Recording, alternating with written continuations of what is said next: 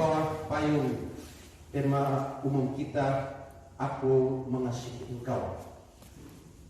Izinkanlah saya memberi judul renungan saya pada sore hari ini. Jangan sesali kelahiran. Saudara dan saudari yang terkasih dalam Yesus Kristus, setiap ranting hanya bisa bertumbuh dan berkembang apabila memiliki pohon yang diandalkan. Pohon itu pun harus berada pada tanah yang subur agar memiliki akar yang bisa mengalirkan makanan kepada setiap ranting, agar bisa menghasilkan buah yang berlipat ganda. Perjalanan retret kita selama sepekan ini merupakan perjalanan pengenalan akan pohon kehidupan kita masing-masing, untuk mengenal dan menghidupi pohon kehidupan hidup dan panggilan kita ini.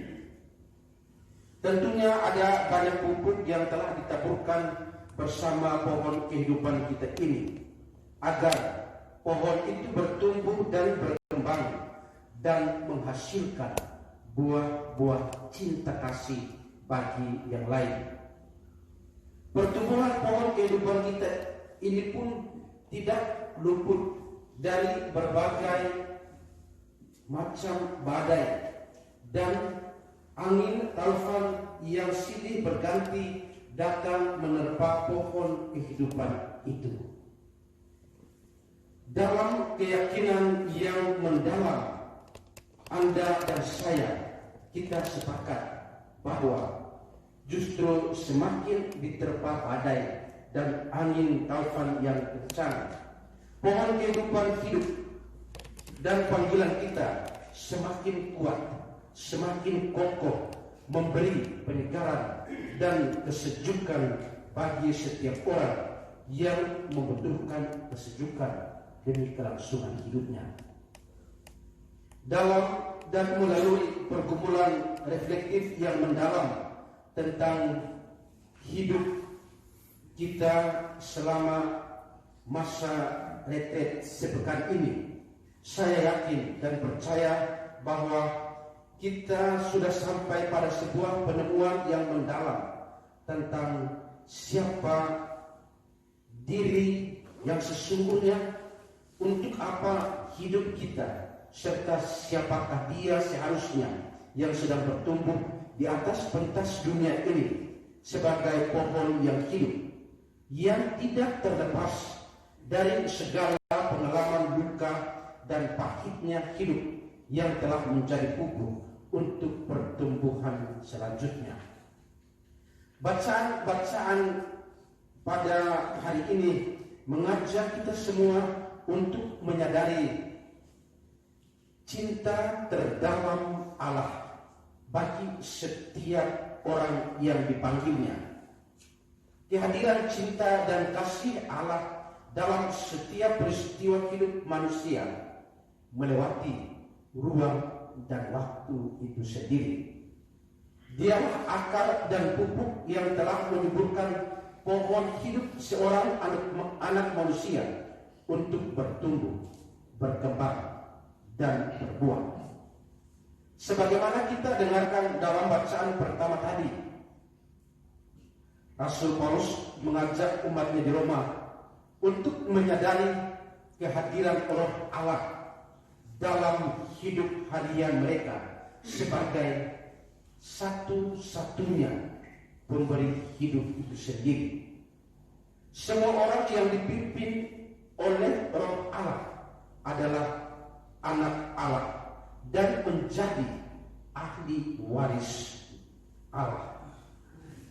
Allah hadir bukan hanya di saat ada tawa dan bahagia, melainkan juga pada sudut luka, derita, dan tangisnya hidup yang dialami oleh setiap insan manusia sejak kandungannya sampai pada kelahirannya, atau juga sampai pada detik ini. Tuhan, Engkau tahu segala sesuatu engkau tahu bahwa aku mengasihi engkau. Inilah jawaban Petrus yang telah mengenal dan menemukan siapakah dirinya di hadapan sang gurunya sendiri. Inilah jawaban spontan Petrus yang bertolak dari kegagalan dalam mengenal Yesus. Inilah jawaban Petrus yang telah menyadari siapakah sesungguhnya pohon dan akar dari hidupnya dengan segala kelemahan dan ketakberdayaan manusiawinya.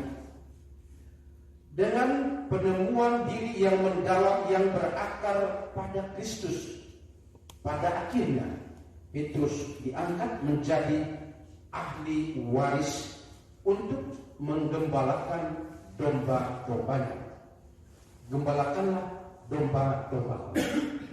Inilah tugas yang diterima oleh Petrus setelah menyadari kelemahan dirinya dan keraguan dirinya sendiri. Petrus tahu Kristus adalah pohon hidupnya. Dialah akar yang telah membuat dirinya kokoh dan kuat walaupun diterpa angin taufan yang membawa tangis, kecewa, sedih, air mata kepedihan, kekecewaan, kegagalan, putus asa, dan derita, dan sejuta litani kepedihan lainnya yang bisa masing-masing kita buatkan dalam satu litani hidup yang panjang.